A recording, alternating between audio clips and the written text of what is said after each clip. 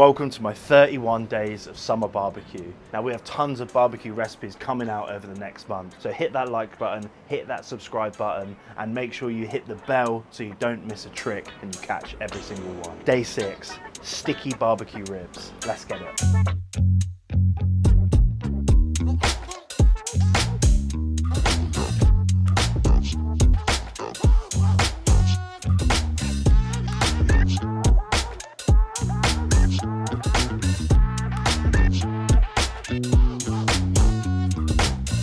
Now, barbecue ribs, they're a firm favourite at every UK summer barbecue, but they take a while. You need to control your temperatures. Today, we're going to hit everything you need to know to make the perfect ribs for your summer barbecue. Now, great ribs start with a great rub, and in this rub today, we've got a whole array of herbs and spices. There's fragrance, there's a little bit of heat, and it's going to absolutely bang on your summer barbecue ribs. Now you can use this rub on chicken, you can use it on fish, you can use it on steak, you can use it on pork shoulder, pork belly, but today we're going ribs. At the start of the season, for me, you make a big batch of this, stick it in a kilner jar, and then whenever you need it, it's a little finishing seasoning on bits. So in an empty bowl, black pepper, coarse black pepper, a base for all great barbecue dishes. We put salt in to season. We don't want to over season this thing, and we can be in control of the salt after the cook, but you do want to permeate in that flavor. Then we've got the brother and sister, onion powder, garlic powder, they go straight in. Now we're starting to look at our spices, our herbs, our flavorings. That comes in the form of smoky paprika, cumin, ground, roasted coriander. It's zesty, it's fragrant, it's light. Dried basil, dried oregano. Again, you think of ribs, you think big, smoky, gnarly flavors, but to get there, you need these little nuances, these little sort of sparks and hints and notes of flavor. Now, a firm favorite of mine, but one you won't find in many other rubs, and that's cinnamon. It brings sweetness, it brings depth, it brings a beautiful aroma that I absolutely love, especially with pork. Now, for all good rubs, you need sugar. And the reason for that is it brings a beautiful level of sweetness to your barbecue that you won't get if you don't put it into the rub. In the UK, we don't normally use it, to be honest. It's more of like a spice rub with a bit of salt and a bit of pepper. But to give a stunning, sticky, sweet, deep bark, you need sugar in the mix. And now all those spices are together. All that's left to do is grab a fork and just mix it, man. Just give it a good old stir, and you'll end up with this beautiful, dry, red spice. The next port of call are the ribs. I've got these stunning rack of ribs here. Don't really be too hung up about what style of rib that you use. It will just constitute to a different cooking time. Now, this is a St. Louis cut. That means there's a good amount of meat, a good amount of fat on the back side of those ribs, but they're squared off. There's no real flappy bits. It comes down to a little bit of a point, thicker at one end, which I'm okay with. We're just gonna have to work with how we control the temperature within that barbecue, which is fine and it's doable. Now, first port of call on these ribs is mustard. We need a binder. I don't just want to put that rub on these ribs and hope that it sticks. I want something on there, like a spicy cement, you could say.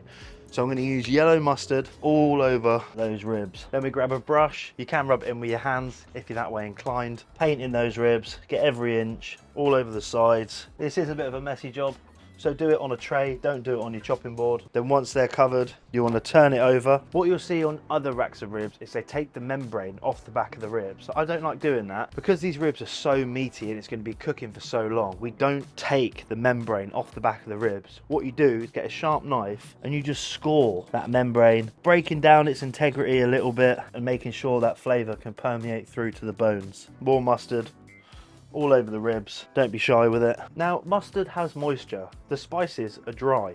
What we want is the moisture in that mustard to rehydrate the spices and create almost like a crust on the outside of these ribs. That's where you get great bark and great flavor. So people call it a rub, but it's a bit of a misunderstanding because you shouldn't rub it at all. What you should do is get a great big fistful of it and evenly sprinkle all over those ribs so you get a nice thick layer of spice. Shake off the excess and then just dab that around the sides. Then you want to pat that and press that in. Now let's talk about marinating. Generally, people think you need to marinate for hours and hours and hours, but in competition barbecue in America, they haven't got the time to do that. So all you need to do really is leave it out of the fridge for about half an hour, just to give the moisture in that mustard time to find the spices, rehydrate and create that thick base crust over that rib. And now it's time to light our barbecue. What we're going to do for this is get ourselves some lump wood. Take the top off, and then that's going to go straight into our barbecue. Right at the bottom, fill it up to about halfway, and then start to get your wood in. I'm using hickory wood for this and push those in and around the coals. This is going to help with that beautiful deep smoke flavor that we want on these ribs. Pour a little bit more coal over the top. The reason we disperse wood in and amongst the coal is because we want that smoke all the way through the cook. Now I take these beautiful little fire lighters. Two's good for a barbecue of this size. You want to make a tiny little well in the coal for the fire lighters to go into. Light your fire lighter, then stick it into that tiny little well. Once they're alight and you can see they've caught properly, then start to build a little pyramid of coals over those fire lighters, making sure there's lots of air in and amongst that barbecue so it catches correctly. When you're lighting your barbecue, it's important to make sure you have the maximum amount of airflow get into that fire.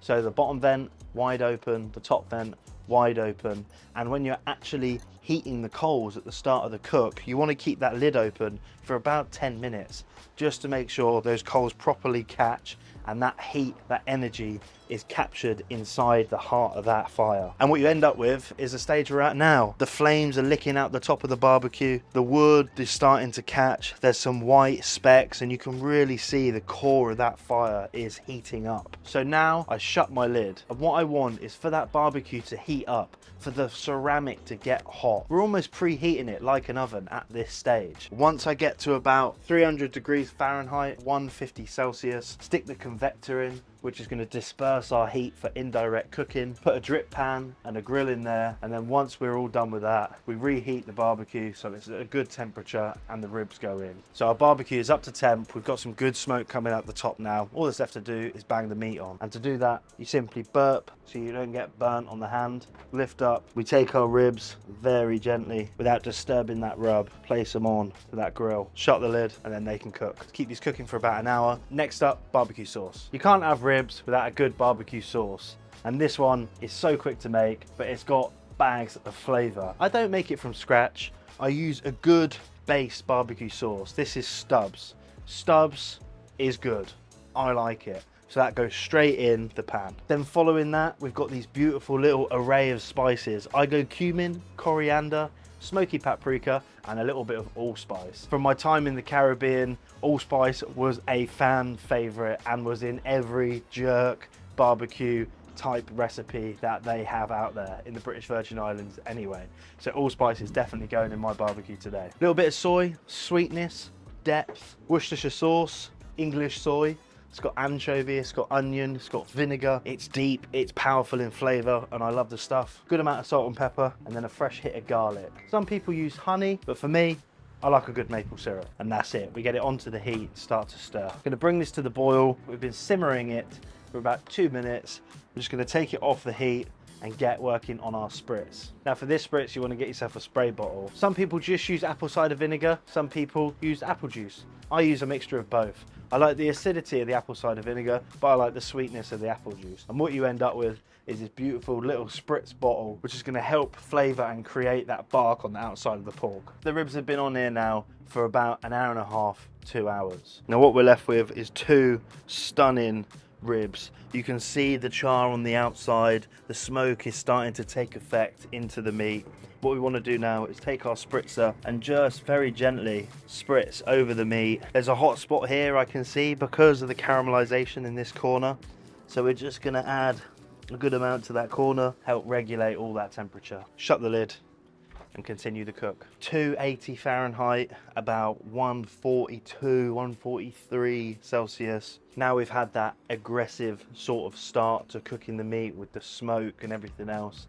Now we're sort of slowing it all down a bit and just going into those middle stages of the cook where the fat starts to render and the meat really starts to tenderize and all those flavors come together. The ribs have been in for another hour and a half. They're now pretty much all the way cooked. What we want to do to finish off that cooking and give it another little layer of flavor is wrap them and then stick them back on the heat. Tin foil, very simply, down on the bench, about 6 layers, nice and wide. Overlap your layers as well, so do one at the bottom, one at the top, one at the middle. I'm going to fold the edges up so nothing runs out while we're trying to build it. First thing you want to put onto that tin foil is a little bit of sugar. Give it a little bit of sweetness, a little bit of extra flavour to the end of that rib. A little bit of barbecue sauce, and then you get a touch of apple juice just on the bottom for a bit of moisture so nothing burns. So take those out.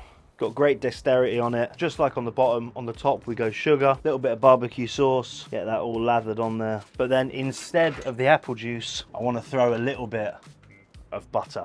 Butter will just give it a stunning richness, good amount of fat, and just help finish that cook beautifully. All that's left to do is wrap it up. So take in the sides, fold over at the top, and what I'm trying to do is almost like papillote, which is a French way of cooking in its own parcel. Take the edges and fold them all together, and if you've done it right, what you should end up with is this little meat bag that you can then open your smoker, your barbecue, your grill, stick that straight back on. Now we're going to continue cooking this for about another hour. I'm going to whack up the heat slightly so we're hitting straight on 300, 155 degrees Celsius. That's going to stay on there. Going to finish that cook and really infuse and bring those flavors together. I've taken these out of the smoker about half an hour ago and they've just been resting on the side. You need to rest your meat, rest your ribs before you cut into them or even try and eat them. Because from 90 degrees Celsius, if you penetrate or break the skin on that meat, it's going to lose all of its moisture. All the steam's going to come off and you're going to end up with a dry rib.